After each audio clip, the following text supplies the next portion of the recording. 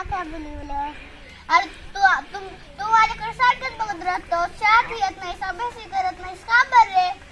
अरे माझ्याकडे वही नाही, पेन नाही रे, वही नाही, पेन नाही. मला बी अभ्यास करू वाटतो, मला बी खेळ वाटतं. माझ्याकडे दप्तर नाही, शाळेची फीस भराया पैसे नाही. आम्ही तुझी मदत करू